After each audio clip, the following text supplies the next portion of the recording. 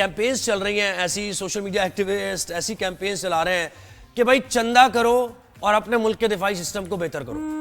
अब वो या तो सार्केस्टिक हो रहा है या फिर एक्चुअली वो कोई चंदा करके कोशिश कर रहे हैं कि मुल्क का दिफाई सिस्टम बेहतर हो जाएगा। जी, ये तो हमारे जवानों को रोटी और गोली की बात कर रहे थे, ये तो आपके नौजवान जो हैं वो तो क्या कहते हैं उसको, वो जो हाथ में लेके आप भीख मांगते हैं, कटोरियां। हाँ, जी भीख की कटोरियां लेके तो ये निकल पड़े हैं। आपके अपने नौजवान नरेंद्र मोदी का आप क्या ख्याल है भाई? अब ये बिल्कुल, तो एविएशन एंथुसियास्ट एक कोई तंजीम उन्होंने बनाई है सोशल मीडिया पर। उन्होंने मोदी से अपील कर रहे हैं वो कि इस मंसूबे पर फौरी तवज्जो दें। और मंसूबा है क्या?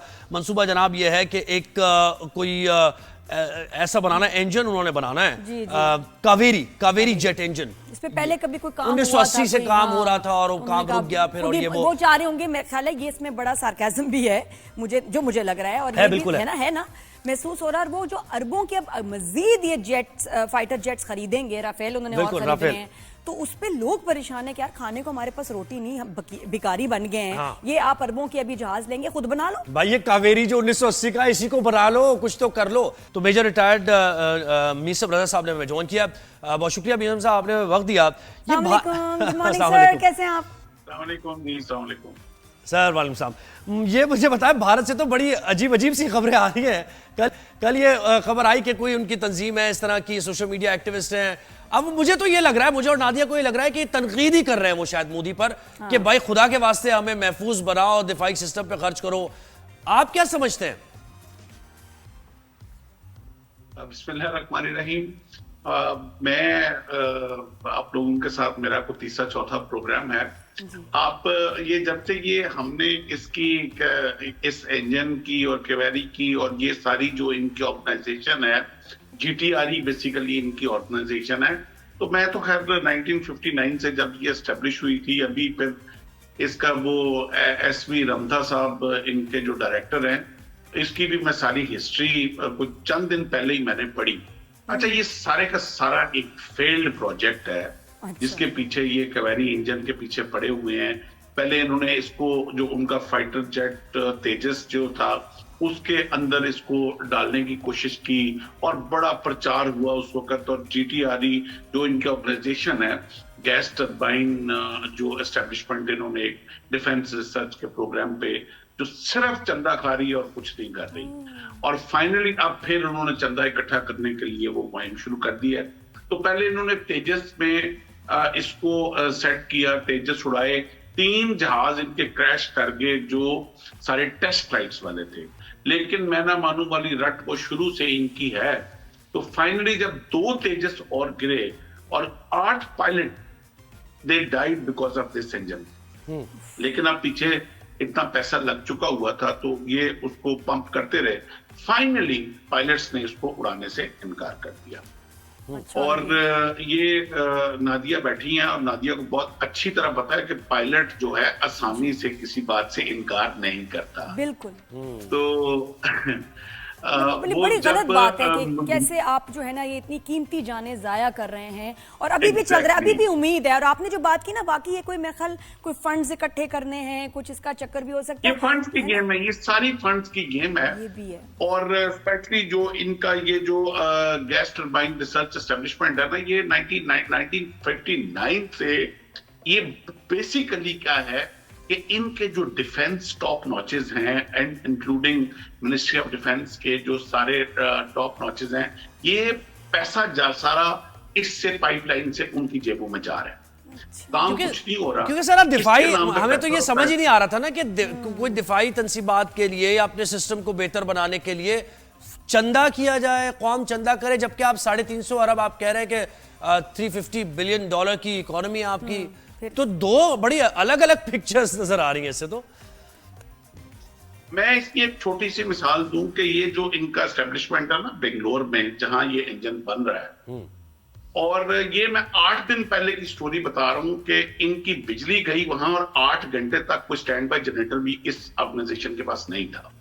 यानी कि जो लोग अभी तक अपनी ऑर्गेनाइजेशन के लिए वो स्टैंड बाय जनरेटर ऐसा नहीं बना सके कि जो पूरी कंपनी को बिजली सप्लाई कर ले, जो which is very normal thing. जी बिल्कुल। तो इन्होंने क्या इंजन बनाना है और दुनिया कहां पहुंच गई है कि अब कहां अमेरिकन F-35, कहां वो जो चाइना वाला क्या और हमारा technology जो J35 आ रहा है, फिर जापान वाला X2 आ रहा है।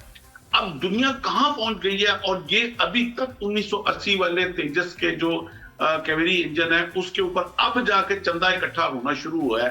मुझे तो लगता है ये हमारे किसी एक्स जो एक हमारे भी इधर एक चंदा इकट्ठे हुआ डैम बनाने वाले थे, उससे कहीं इंप्रेस हो गए हैं और ये उससे को कॉपी करने की कोशिश कर रहे हैं। तो जो वो डैम का बना वही इनके इंजन का बनेगा। जी जनरल साहब, ये बताइएगा जो नरेंद्र मोदी का भी जो उसने बात की पाकिस्तान के नौजवानों के लिए, रोटी खाओ वरना गोली है मेरे पास, स्टूपिड इनसेन आदमी तो ये है, ये बात करने का क्या मकसद है, क्या कहना चाहते हैं?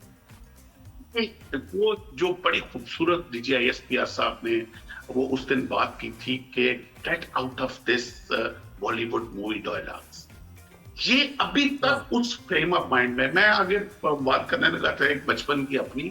हम स्कूल जाया करते थे ना सियालकोट में गांव से, तो कैंट में मेरा स्कूल था। तो उस वक्त कैंटोनमेंट बोर्ड वालों ने नए नए ट्रक लिए कूड़ा फेंकने वाले। अच्छा, वो ट्रक आगे से बिल्कुल नया होता था, बड़ा ब्रांड न्यू ट्रक था, और लेकिन जब वो कचरा लेके पास से गुजरता तो बड़ी स्मेल आती थी नाक पे। हम हाथ रखते तो हमारे वैन वाले ने उसका नाम रखा हुआ था पंजाबी में कि अगू शोध पिछू गो। एग्जैक्ट अब इंडिया का इस वक्त वो हाल है। फ्रंट पे इनके $1 ट्रिलियन इकोनॉमी सारी की सारी, और पीछे से रिजल्ट जीरो। और वो रिजल्ट आपने जिस तरह इसने जिस नौजवान नस्ल को, बेसिकली मैं आपके प्रोग्राम से के तवसत से ये बात बड़ी अच्छा क्वेश्चन किया आपने, जो मोदी ने नौजवान नस्ल को एड्रेस किया हमारी को, इनकी सारी की सारी इंटेलिजेंस रिपोर्टें ये थी इस जंग से पहले कि नौजवान नस्ल सारी की सारी फौज के खिलाफ है, और वो आप लोगों ने बस एक इल्जाम लगाना है और एक हल्का सा अटैक करना है और पाकिस्तान की सारी नौजवान नस्ल फौज के खिलाफ उठ के खड़ी हो जाएगी। ये इनकी, मैं आपको अथॉरिटी के साथ ये बता रहा हूं, जो इंटेलिजेंस रिपोर्ट बिल्कुल सही बात, बिल्कुल सही, सारी फेल हो, बिल्कुल सारी फेल हो बुरी तरह। सारी नौजवान नस्ल पाक फौज के पीछे खड़ी थी, और जिस तरह कौम लड़ी फौज के साथ मिलके, उसकी मिसाल तो पूरी दुनिया में नहीं। सही। अब जब मोदी के पास वो रिपोर्टें थी, तो फिर एक दफा फिर उनकी रिपोर्टों वालों ने कहा कि नहीं आप उस यूथ को, नौजवान नस्ल को दोबारा एड्रेस करें, वही पोटेंशियल है। तो अब वही अगू शोध पिछू गो वाला हिसाब है इनका कि अब ना इनसे अब टेक्नोलॉजी में हमारे साथ जो शुरू से सुनते आ रहे थे जी, भारत IT में बहुत आगे निकल गया, बेंगलोर में इतने क्रैश हो गए। हमें भी अच्छा कितनी सारी चीजें तो हमें भी नहीं पता था कि हमारी इतनी स्ट्रेंथ है, हम इतने काबिल हैं, हमें भी पता, हमारे लिए भी बड़ा आई ओपनर है। बिल्कुल। अच्छा, एक सवाल और सर, ये अभी जो अफगानिस्तान एक बात के IT के रिलेटेड, जब इन्होंने इंक्लूडिंग आपका चैनल, हमारे चैनल बंद किए इंडिया में, तो हमारे माहिरीन ने क्या किया कि जो YouTube इनका चल रहा था उस पे हमारे ISPR के गाने ऐड में इनके चला दिए। अब जब इंडिया में कोई YouTube खोलता उसकी ऐड में हमारे कौमी तराने, और वो स्किप भी नहीं हो सकता था, पूरा देखना था। कमाल, बिल्कुल ऐसे ही है, ये आपसे कह रहे हैं। दुश्मन के घर जाके मार के आए हैं उसको। एक सवाल, ये जो पेशरफ्त हुई है अफगानिस्तान में, ये सर कितनी इंपॉर्टेंट है? क्योंकि फितनाल खवारिज के खिलाफ तो हमारी जंग जारी है और जानों के नजराने आर्म फोर्सेस के जवान पेश कर रहे हैं, लेकिन अब उनकी तरफ से ये रियलाइजेशन कि उन्होंने वाज़े तौर पर कह दिया कि कोई भी स्प्लिंटर अगर इस तरह की कार्रवाई कर रहा है तो ये बिल्कुल भी जिहाद नहीं है और अफगान हुकूमत की कोई से सपोर्ट नहीं है, बल्कि इंतशार फैलाने के मुतरादिफ है। कितना अहम है ये बयान उनकी तरफ से?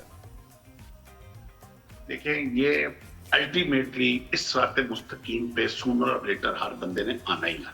उसकी वजह क्या है कि मेरे आका सल्लल्लाहु अलैहि वसल्लम को इस खित्ते से ठंडी हवा आई हुई है। जिस तरह इकबाल से किसी ने पूछा ना, जब वो अपना PhD कर रहे थे, तो उनसे पूछा कि तू किस मुल्क का रहने वाला है, तो उन्होंने उसको उस वाक़े को एक शेर में बयान किया कि मीरे अरब को आती है ठंडी हवा जहां से, मेरा वतन वही है, मेरा वतन वही है। तो अब ये नील के साहिल से लेके ताबहक काशगर, वो वाला अब एक लाइन अब बनने जा रही है।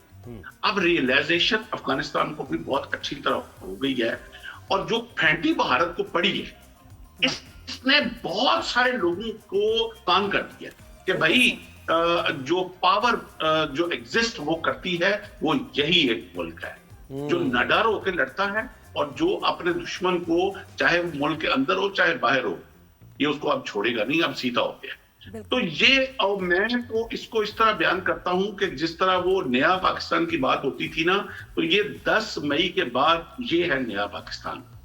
अब यही वो मुल्क है जिसकी इस खित्ते में जिसकी हां से हाँ होनी है, और यही वो मुल्क है, यही वो कौम है जिसकी ना में इस खित्ते की ना होगी। और अब आपने प्राइम मिनिस्टर के ये जो 4 मुल्कों का दौरा किया है, इसका रिस्पॉन्ड आपने देख लिया है, आपने बॉडी लैंग्वेज देख ली है।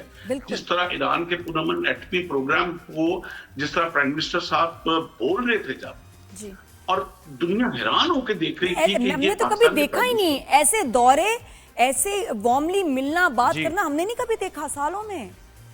तो अफगानिस्तान तो अभी बहुत अच्छी बात है, एंड वी अप्रिशिएट दैट कि उनको टाइमली, अभी भी आल्दो के थोड़ा देर है, लेकिन अभी भी उनको ये रियलाइजेशन हो गई है कि अब हम पाकिस्तान के अंदर किसी फितने को सपोर्ट नहीं कर सकते।